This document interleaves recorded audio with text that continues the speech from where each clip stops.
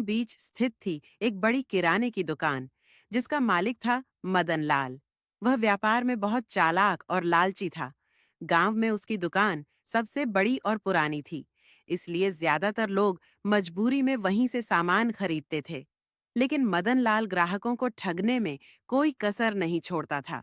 कभी वजन में हेराफेरी करता, कभी खराब सामान बेचता, तो कभी दाम बढ़ाकर पैसे ऐंठता। गांव के लोग उसकी इस आदत से परेशान थे, लेकिन कोई खुलकर विरोध नहीं करता था। एक दिन की बात है, गांव में एक युवक रमेश रहता था, जो बहुत समझदार और न्यायप्रिय लाड़का था।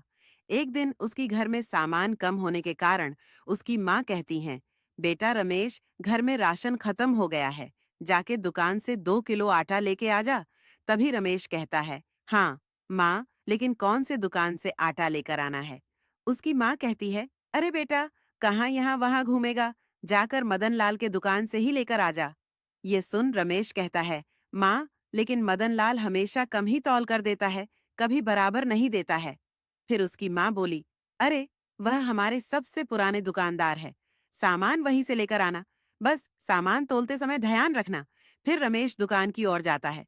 दुकान पहुंच के मदन लाल से कहता है, बाबूजी, 2 किलो आटा देना, घर में आटा खत्म हो गया है। मदन लाल बोला, ठीक है, अभी तुम्हें आटा देता हूँ।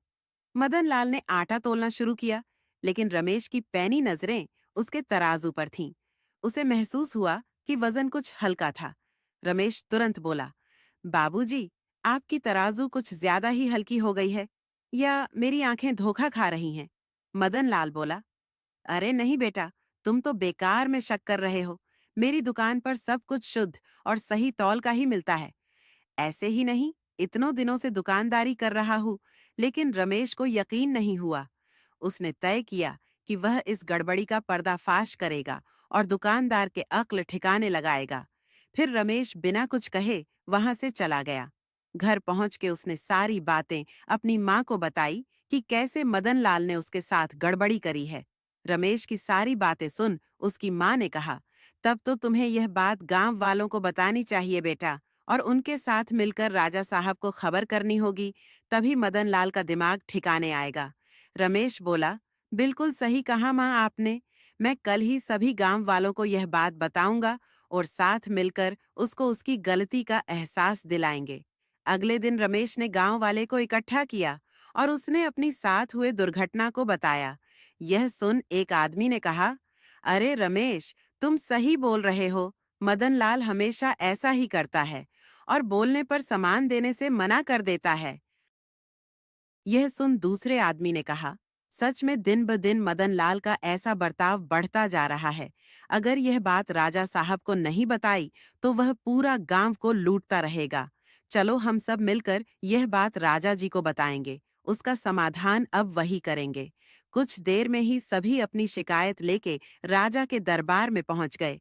फिर सभी ने मिलकर बारी बारी से अपनी अपनी बात बताई। रमेश ने कहा, राजा साहब, हम सभी एक व्यापारी की शिकायत लेके आपके पास आए हैं, अब आप ही इस समस्या का समाधान करें।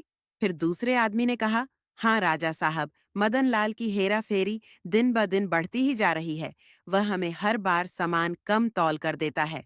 फिर राजा साहब ने सभी की बातें सुनते हुए कहा, अरे ऐसा अगर हर व्यापारी करेगा तो हमारी जनता पे बहुत बुरा असर पड़ेगा।